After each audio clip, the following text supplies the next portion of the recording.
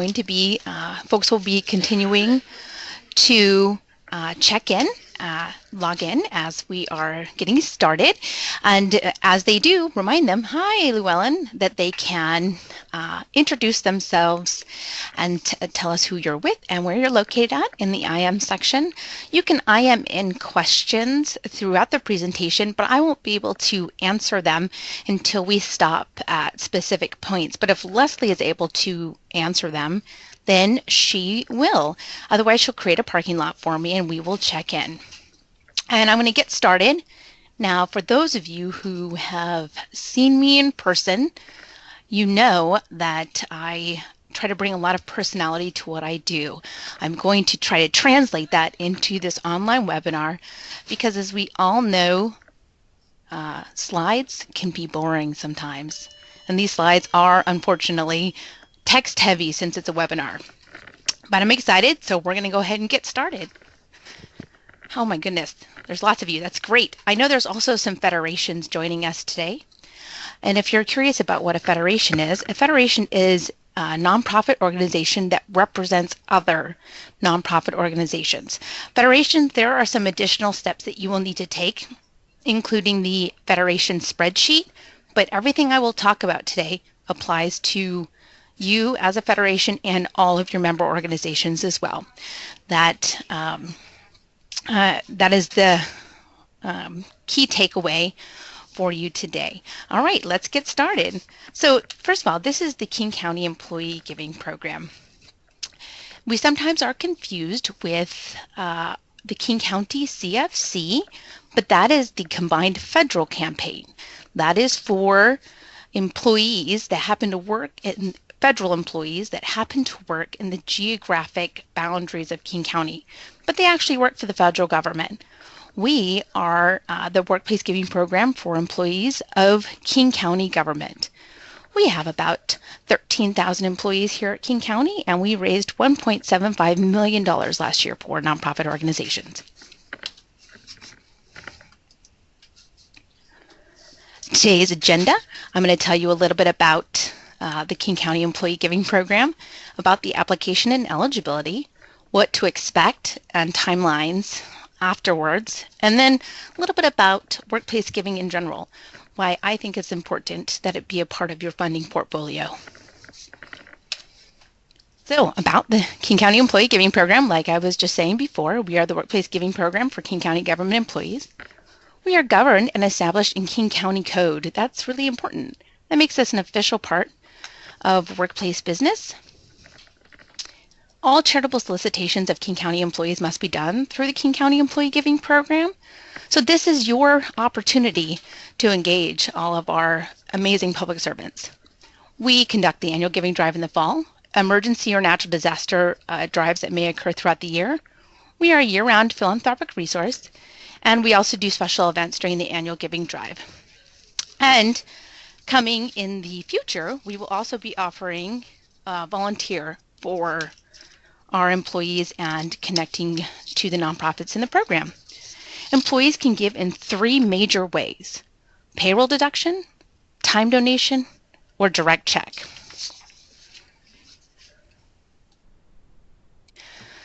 We would like to think that we are leading the way. We work very hard to live by a set of guiding principles that include innovation and continuous improvement, always researching best practices and trying to implement those for us, and also continuously engaging in feedback with both our nonprofits and our employees. And so that allows us to work really hard to try to be the best program we can for both you and our employees. Oops. The applications, there are 3 different applications. So first and foremost, please make sure that you are filling out the correct application. They're all online this year. Independent organizations, those are organizations that are applying not as part of a federation and are not a governmental unit.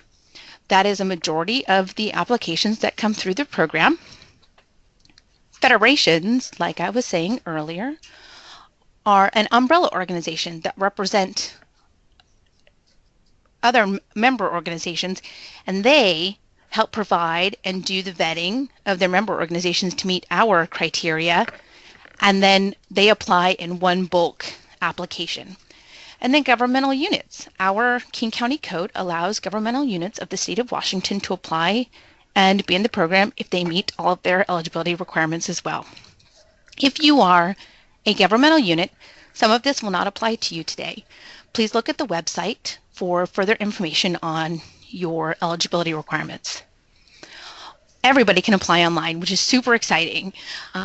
We just started our online application process 2 years ago, and it's been amazing. We literally did paper applications and paper attachments for the 20 years before that. And so to be all online is a great step in the right direction. One of the best things that you can do if you are not sure about a definition or what we would look for in a document request to back up a statement that you've made is to look at our implementation guide. The implementation guide is on our website on the eligibility requirements page. It is an excellent document that breaks down each individual eligibility requirement and exactly what we mean and what we would look for. So I like this little quote. So last year, the second year of our online application, this was one of the pieces of feedback that we got from a member organization. This was the easiest ask I've had to do in months, possibly years. The only possible improvement would be to have an ounce of high quality chocolate pop out of my computer upon submission. Well, I can't do that. I literally don't have magic available to me, and I'm very, very flattered that they give us such positive feedback. However, there's always room to improve. And here's a really great example. So while we got very high marks for the ease of the online application, something that we have been struggling with since the last 15 years is organizations getting it right. How do we make it clear so that the applications are actually correct and error-free? So for example, we had a 43% error rate on initial submissions from organizations. And so we spent some time watching nonprofit organizations fill out our application to see exactly what you had to go through in order to fill it out. And already early indicators are showing us I haven't had one attachment error so far that I've seen of the ones that have come in already. And also it is taking even less time on average. So I'm very excited. Now, with that being said, parts of the thing, what helps you be successful are attending the webinar, an in-person application workshop, and taking a look at the examples that we provide ahead of time. So you've already taken a step in the right direction. Right now, people are indicating an average time of 15 minutes, including getting attachments to fill out the application. That's pretty exciting for me to report back to you. And so we've tried to make our online application even more user-friendly this year to reduce that error rate. And that was an error rate that we had even with different eligibility requirements and on paper. So help me get that down for this year. That's our goal. Some tips.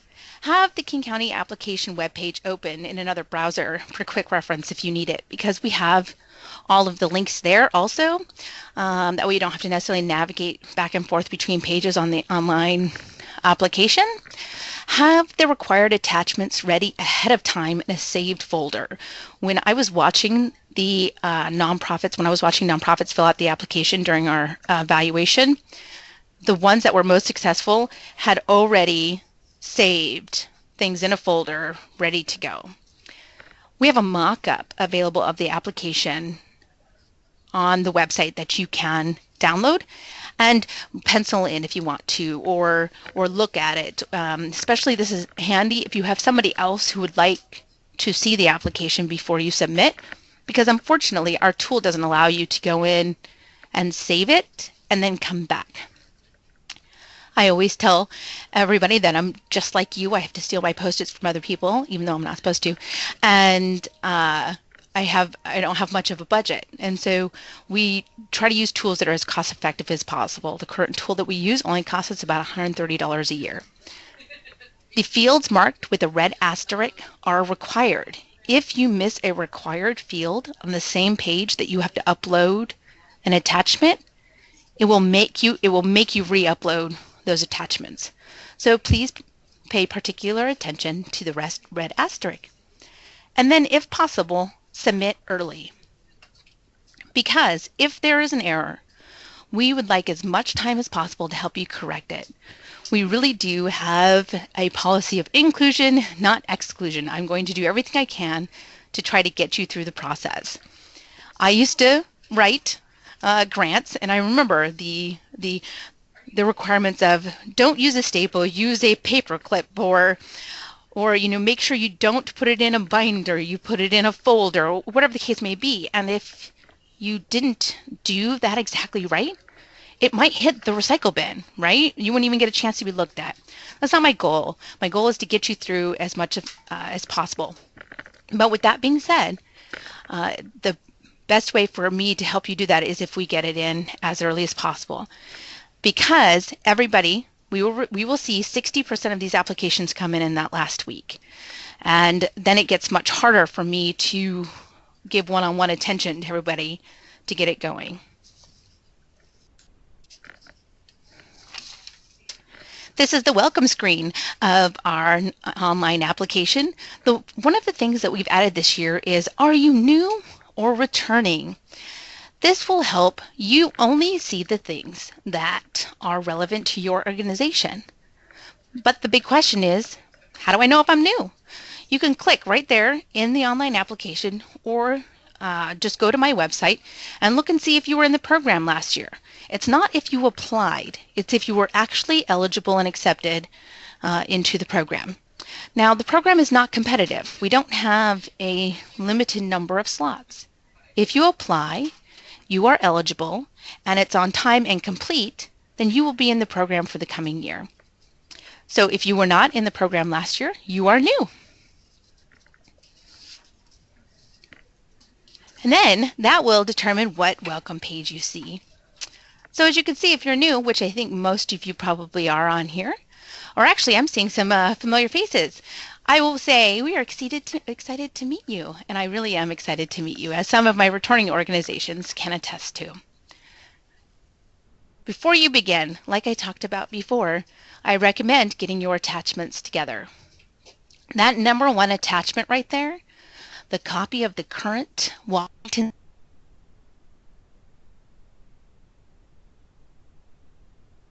that is our number one error from organizations. The reason being, for those of you who are located here in Washington State, the Secretary of State is actually responsible in some cases for 3 different items for you. They're responsible for your corporation's business license, for your charitable trust, and the charities program, charitable solicitations program. We are only concerned with the charitable solicitations program because it doesn't matter where you are incorporated. You can be incorporated in New York or Florida or over in Texas. But regardless of where you are incorporated, you still have to register with Washington Secretary of State Charitable Solicitations Office in order to solicit here in Washington. And also make sure that it is the most current letter. They send it hard copy to you. You may need to scan and save it. If you cannot find it, you can order a new electronic copy from the Secretary of State for $5. And I've provided a link directly to the order form. For new organizations, you also will need the copy of your IRS letter of determination and a signed King County W-9. Returning organizations, I do not need this from you. Also, throughout the welcome page, there are links and frequently asked questions prior to even starting the application. So then you can just click on the links and see the examples.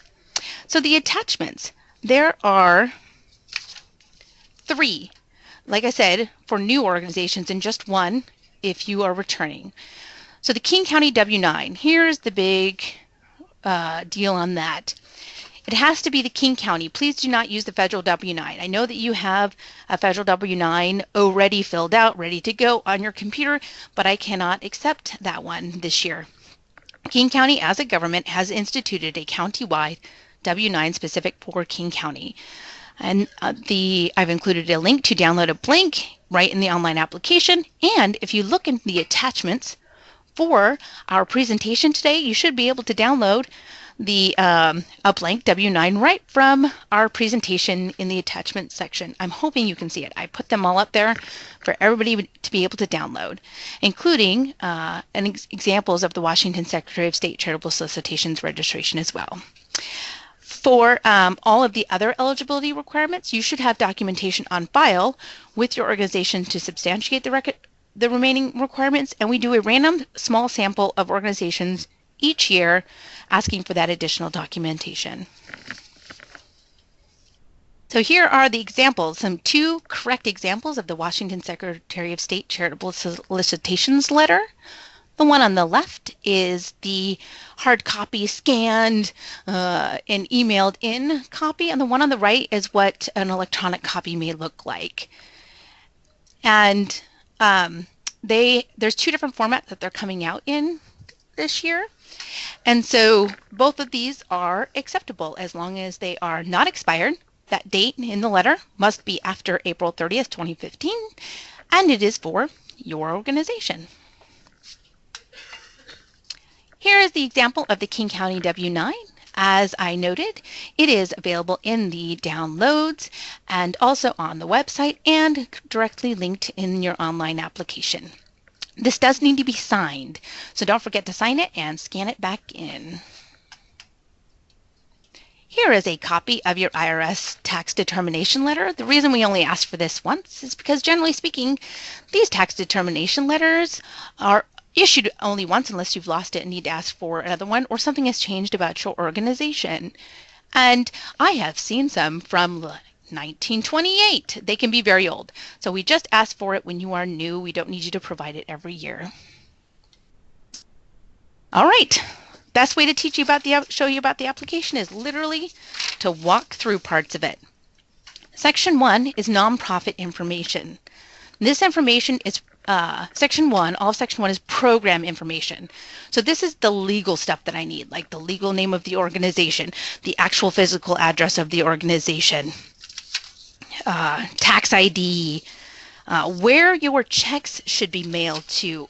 The address to where the check should be mailed to should match the W-9 for new organizations. So this is the technical nitty-gritty. Continuing with Section 1 is the contact information. These are the people that will be added to my mailing list and who I need to contact for the organization. They include a nonprofit main contact, a local contact, and also a finance contact. Please do not forget the person who processes your checks. This is the person who will email me and say, I just got a check or I just got an EFT. Can you please email me the donor reports or tell me how to log in? And if I already have their information, then I can make sure that they've already gotten that and I don't have to worry about them not knowing where the money is coming from. The money person, they love you when you don't forget them. Section 2 is the organizational information. This is the marketing information. This is where I want you to ask yourself, how would a potential donor look for me? Here's a really great example, and I used this for an organization that was in one of my application workshops last year, and she left and she said, I'm going to do that. Their legal name is Legacy of Equality and Leadership in Organizing or something like that, but nobody knows them by their legal name. Everybody knows them as Lilo. And so use your marketing name, the one that people are going to know you by. Another great example, and I think they're on the call today. Hi, Virginia, if you're out there, is Arts Fund, a local federation. Their legal name is Corporate Council for the Arts, but only people who have been in Seattle for a long time are going to recognize the legal name. Everybody knows them by their DBA. So make sure that you're putting in your marketing information. How is somebody going to look you up? Especially, you're now legally arts fund. Thank you, Virginia. So how is somebody going to know you, find you? There are almost, this year I anticipate more than 1,000 nonprofit organizations in the program. So we want to make life as easy as possible for a potential donor. Also, we ask for things like your website. Oh, and this can be where your published address is. So if you don't use your physical address for published reasons, this is where your published marketing address can be. We ask for your website. Also, not required, but if you want to give us your Twitter handle and Facebook page, we love interacting with you on social media, and it's a great way to engage our employees year-round. Also, this is where you can provide your nonprofit short description. This is, okay, I know it's not a lot of room. It's only 150 characters. You've also may have heard of it as being referred to as the 25-word description, but we have limited space for printing when we go to print catalog materials. Now, with that being said, once you are accepted into the program, you will have an opportunity to provide more information. Photos if you'd like, a little bit further descriptions, what your organization does in more details. So you'll have another opportunity to provide that. When I was watching nonprofits fill this out right here, this was an area that they had some trouble with because folks weren't noticing that it was only 150 characters and they were copying, pasting off of their website. So think about this ahead of time and do not include your nonprofit name in the description. Don't use precious space on your name because your name is going to go right above it. You will also be choosing your service categories. These are our service categories right now, but these are always open to change. So if you'd really like to see a new service category in our program, then let me know. And next year we will look at including them. Great examples are, we just recently added veterans and military as a service category. Choice 1 should be your primary category of service. This is the one where we, when we do the print catalog, that we will print your full information under. This is how we do reporting. So please make sure that you're not just picking the first one you see that applies to you on choice 1. Choice 2 and 3, I don't care what order those are in. And those are organizations that are kind of listed as other organizations doing work in this area. We also ask for, if you have or if you're interested in sharing, totally optional, any information on ratings or reviews and links to GuideStar, Charity Navigator, and Better Business Bureau Wise Giving Alliance, if you would like to provide that information. Section 3 of the application is the eligibility requirements. These are based on industry best practices and 2 years of research, including the Better Business Bureau Wise Giving Alliance, leading public sector campaigns, Charity Navigator, GuideStar, Washington Secretary of State, and we have to always follow the rules, the Internal Revenue Service.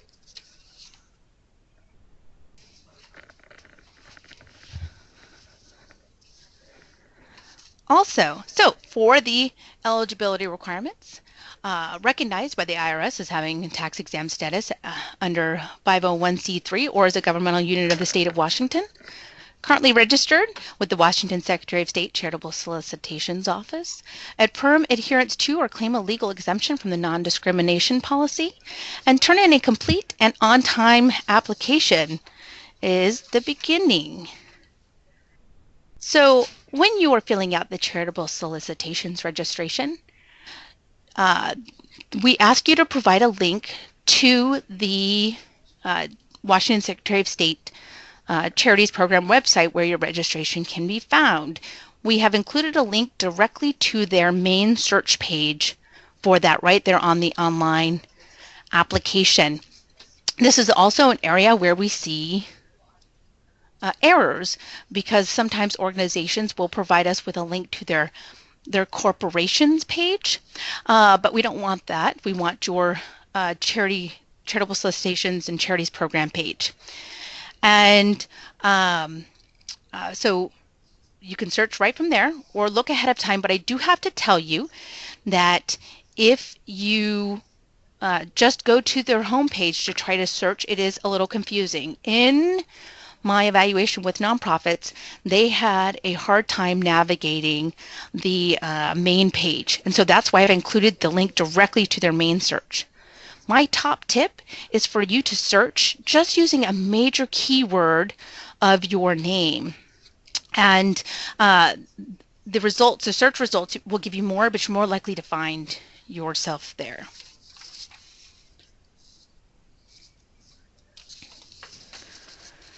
Eligibility requirements continuing. Providing or conducting real services, benefits, assistance, or program services for 3 years. And then we also ask for your date of incorporation in the application for this. Active governing board, whose members have a firm adherence to a conflict of interest policy, and a majority of whom serve without compensation. And any compensated members do not serve as the board's chair or treasurer. That is a difficult word to say while doing a webinar and not enough coffee. Oh, hello to my East Coast friends. It's like noon over there. Next, financial accounting. We used to have something called the AFR. One thing that we learned from the AFR is, 1, it's not an industry standard. 2, it's not a good indicator actually of fiscal stewardship. And 3, was on its way out. And we actually removed our AFR requirement prior to the overhead myth going live. Anyway, that was a tough change to make because we were all in love with it. But what we found in our research that a better indicator of fiscal stewardship was actually making sure that you had some internal controls and fiscal reviews done. And so this was the eligibility requirement that replaced that. Annual financial statement prepared in accordance with generally accepted accounting principles, or GAAP. For my small nonprofit organizations, sometimes they don't know how this applies to them. I'm going to encourage you to go to the website, and I have provided links on GAAP accounting for organizations that are particularly helpful for small organizations, and our implementation guide that may give you some guidance on what we would look for and how it applies to you depending on the size of your organization. So for organizations that are over $1 million, we look for an audit in accordance with generally accepted auditing standards. For organizations that are under $1 million but over $250,000, we require a financial review by a certified public accountant. And for under $250,000, we require the internally produced complete financial statement that it has been reviewed by your board, which I notice it doesn't say that on here, but we do ask that question in the online application. Also, part of the eligibility requirements are the certifications.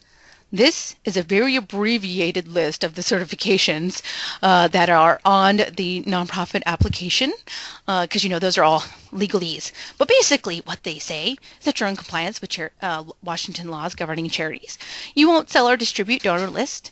You will provide documentation upon request. Truth in advertising, basically no misleading claims. Use of materials and information that you provide for us, we can use for marketing and sharing with our employees. We can revoke eligibility in cases of fraud and or change of status. That you're in compliance with U.S. regulations and OFAC, and your application is true and correct to the best of your knowledge. Finally, last but not least on the application portion, they are due online, no later, postmarked in the office or postmarked no later, or for those people who need to mail it in. And I will mail a hard copy to you if you are having a hard time with the online system, no later than Friday, April 30th, 2015. You will be given an opportunity, if there is something wrong with your application, you will be given an opportunity to fix it because we have an appeal period. The appeal period is not necessarily for major eligibility issues, although you can provide us with more information. It's really an opportunity to fix things that are wrong with the application. I do try my best, like I said, if you submit early, especially if you submit early, to help out as much as possible to get them right. So I'm going to take a small break to go and check in on some of the questions that we've received, and then I'm going to continue on with the next part. What happens after you do all of this? So let me scroll up here. Let me see here. Hi.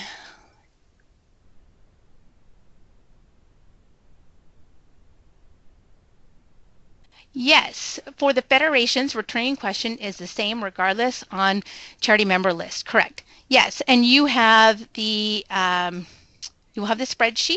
So if you used the spreadsheet last year, we do ask that you do not just copy and paste into the new spreadsheet because they're not, the columns don't usually line up exactly every year. You can copy and paste some sections of it, but please make sure that you look very carefully where you're pasting. Also, for both the online application for independent nonprofits and for my federation partners with your spreadsheet, please proofread carefully. Literally, what you're entering, the data that you're entering into the system is what populates all of your marketing materials for us, our online databases, our contact information. So if there is something that is wrong, I may not catch it. I do try to do a proofreading because I have some really almost awkward and uncomfortable stories of descriptions. A great example, many years ago, I had a literacy organization that turned in a description that was misspelled. So let's work on proofreading those and making sure that it's all good to go. And again, I try to catch them all, but there will be 1,000 of you this year, and it can be challenging. I had an organization that was an animal organization accidentally choose arts for their category. Yes, it was good fun. Yeah, so that's why we asked for the links on the Charity Navigator, GuideStar, etc. We provide a link so our employees can see more information about the organization, and they can then click through and check all of that information out. And yes, Tracy, I will be making the slides available. No, Emily, federations do not have to fill out a separate application for each member charity. You just upload the spreadsheet and you fill out the online application just for you. The spreadsheet has basically all of the questions from the online application, but on the spreadsheet, so you can do it all in one place. All right, are there any other questions before I move forward? All right, let's go. So what do we expect going forward? What is the timeline? So this was last year's, just to give you an idea. I don't always meet these goals, but I try. This is my goal. We're applying now. The appeal process will be May, June, July for our annual giving drive in the fall. So last year it was September 29th through November 21st. This year it will be September 28th through November 20th. It's always the Friday before Thanksgiving. Any special events? So the annual giving drive, this is the time of year during the annual giving drive when you can come in and talk to King County employees when they're doing special events and things like that. So any special events or direct checks that are written to the organization during the annual giving drive, we will just mail directly out. So one of our awesome options for employees is time donation. I'll talk a little bit more about that in a later slide. We process that at the employee level in December, but then my goal is to get it out by the end of January or early February, but sometimes it can go, it can be early March depending on, because I can't cut the time donation check until I have cut, for those of you who were in the previous year, your final fourth quarter check and closed out that campaign year, because it's technically a new campaign year. This is when we also send out your pledge reports. We send out two kinds of reports. We send out the pledge report, which is like the annual giving drive results, and the pledges for what it should come for the year. And then with each check, we send out a detailed donor report. In most cases, that donor report should match up to the pledge report, but there are some cases where there are differences. An employee leaves employment, makes a mid-year change, things like that. And we know that organizations use both reports and use them differently, so we provide them to you. We do not have a login. You don't have to come to the website to get it. If I have your email address, you will get the email from me with all of that information. So this is kind of a bigger overview of how the two cycles can be overlapping. If you're a returning organization, you do need to reapply every year. So you may be applying right now and still receiving checks from last year and receiving checks from last year's annual giving drive, if that makes sense.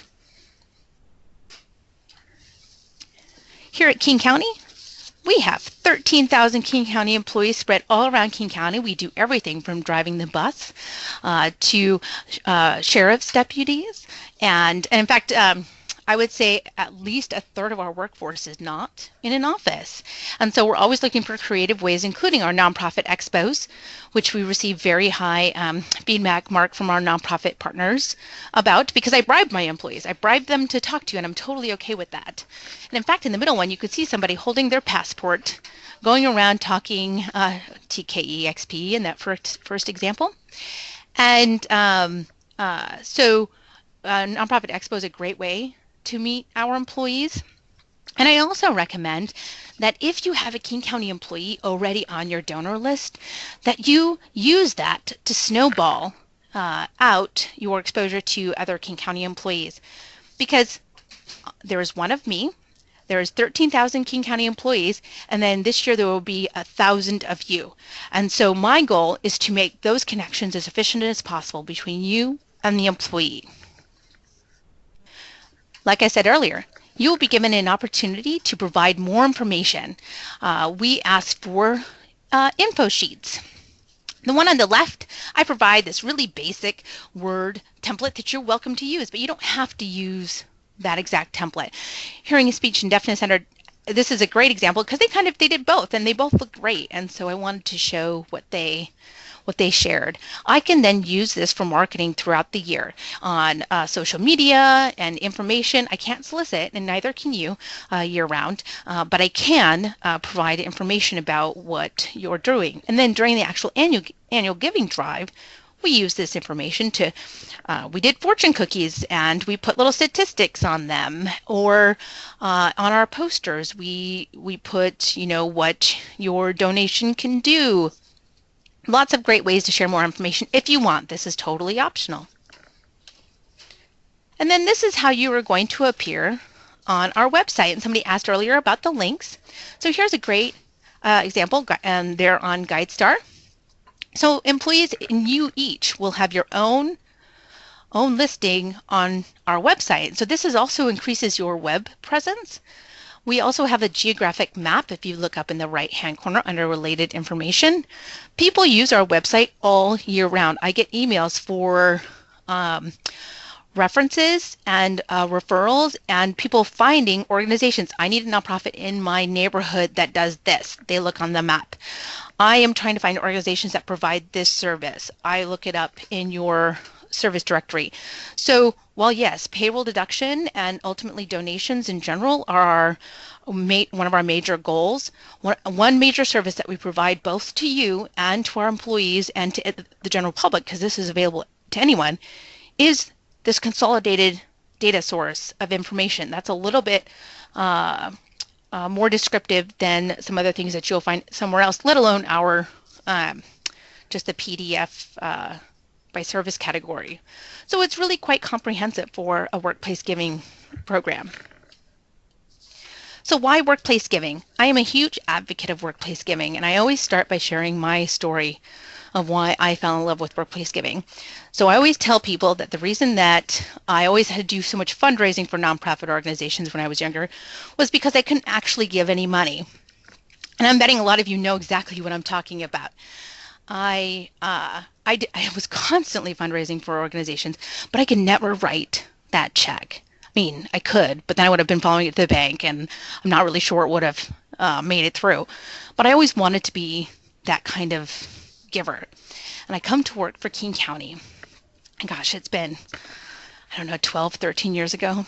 And I find out that my employer will let me set up to give $5 a paycheck out of my check. And at the end of the year, That is $120. I'm betting for most of your organizations, that gets me some coverage on your annual report. That was the kind of giving that I wanted to do. That was who I wanted to be. I wanted to be a philanthropist, not just in my time, which I absolutely adored, but I also wanted to do it with my money.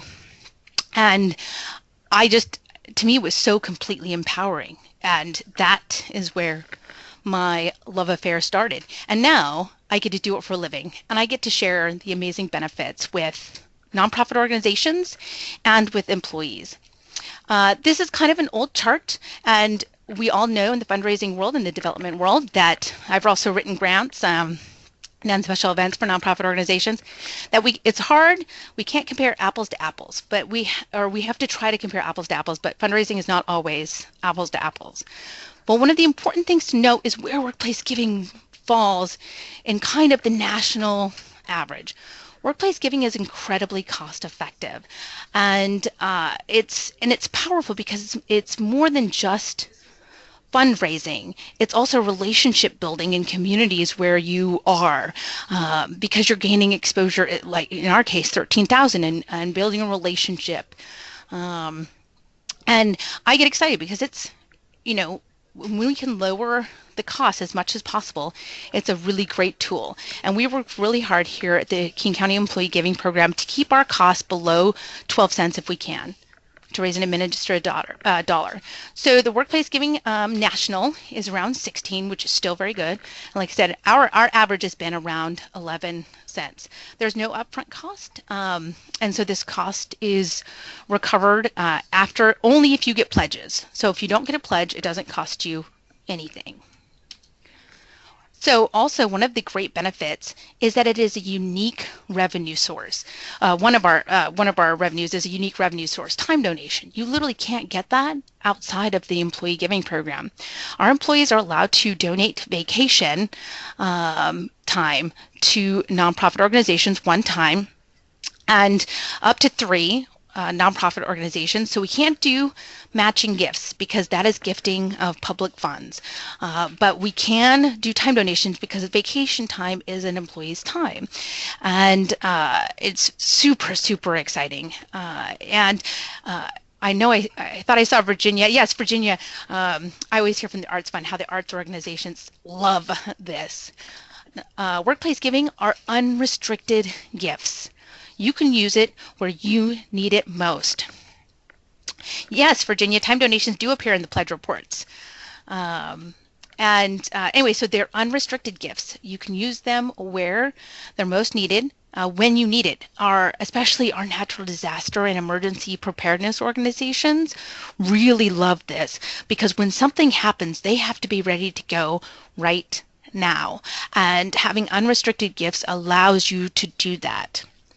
Having worked with nonprofit organizations, I know that you can't produce the programs that you want to produce for the specific grant maker if you can't even turn on the lights. Well, we're allowing you to turn on the lights.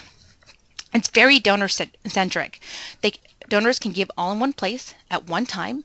They can remain anonymous and still have everything they need for taxes. The IRS, this is one of the few ways that the IRS allows donors to truly remain anonymous, and it's very seamless for them. Like I was saying earlier, very empowering. I've given every year and increased every year, and it's the easiest thing about my taxes at the end of the year. Being able to just print off my pledge report and use my last pay stub of the year. It's incredibly efficient. It's one report and one check for you. Northwest Harvest, if they're on the call today, they are a great example of how, imagine if you had to process each individual check and each individual information. I provide you with 2 reports. I provide you with a PDF that's pretty, and then I provide you with the Excel spreadsheet that's basic. It's just the data, and that way you can upload it easily into your system.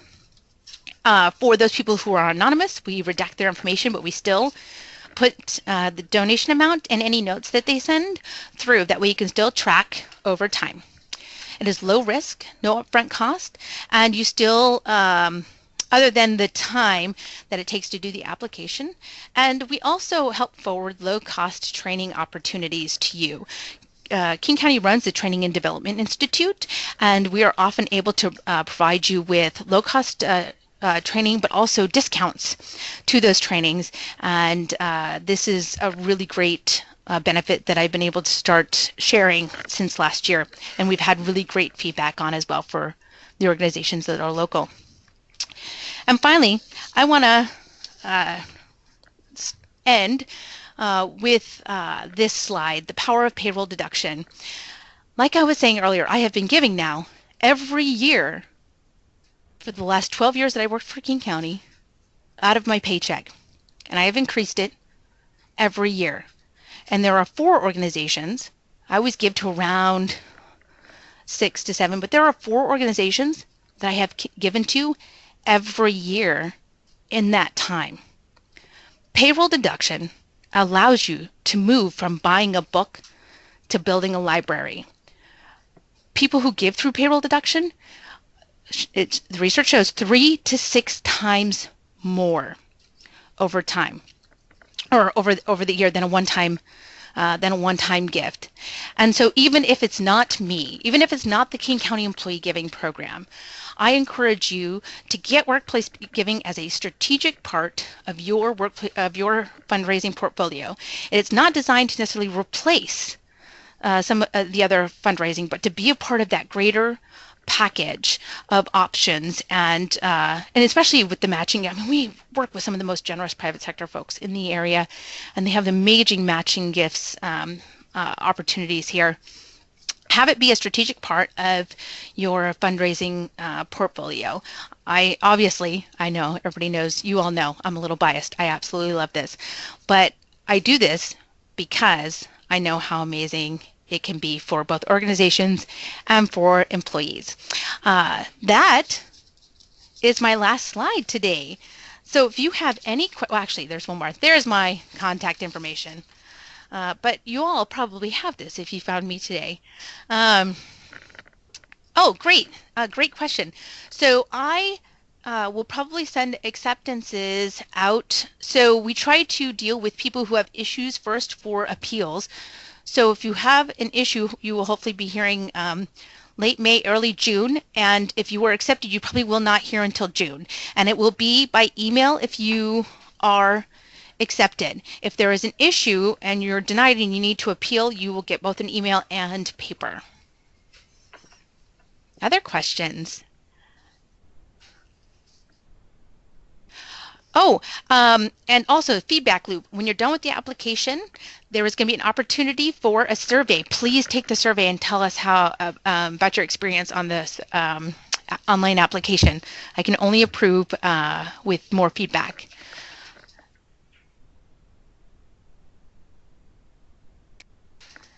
The gap link is on our website, kingcounty.gov/giving, and then go to the nonprofit eligibility requirements. And hi, Graydon.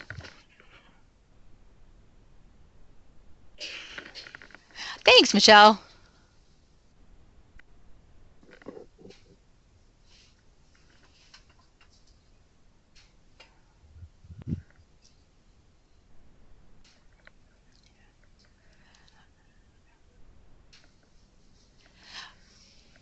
Yes, Edita. I will be hopefully getting that up later today.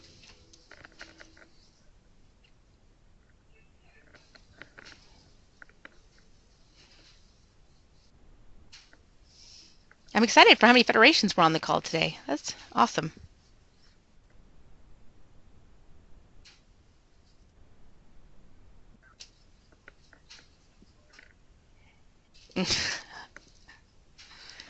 Oh, and look at that, 10 minutes ahead of schedule. Even better. It will take you less time to fill out the application than it did to sit through the webinar. I promise.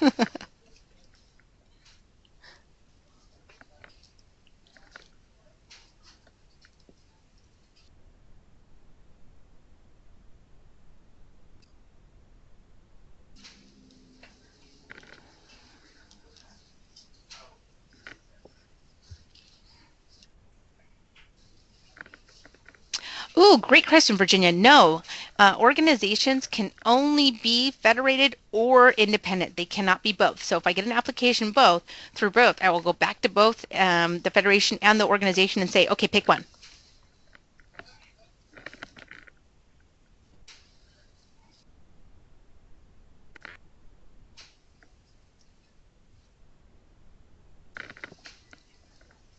Good, Andrea. I will probably be sending you an evaluation for this as well because it's our first time doing the webinar.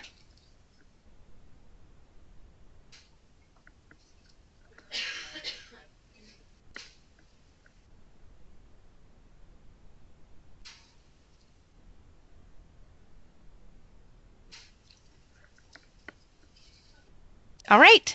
If there are no other questions, we're going to go ahead and stop recording and check out. For those of you who maybe had to leave in the middle of the presentation or had some connection issues, we will be posting this on our website within the next couple of days. This will probably replace one of the completely obnoxious videos of me that are already on the website for everybody to view. Thank you so much for coming today, and I look forward to seeing all of your applications. Take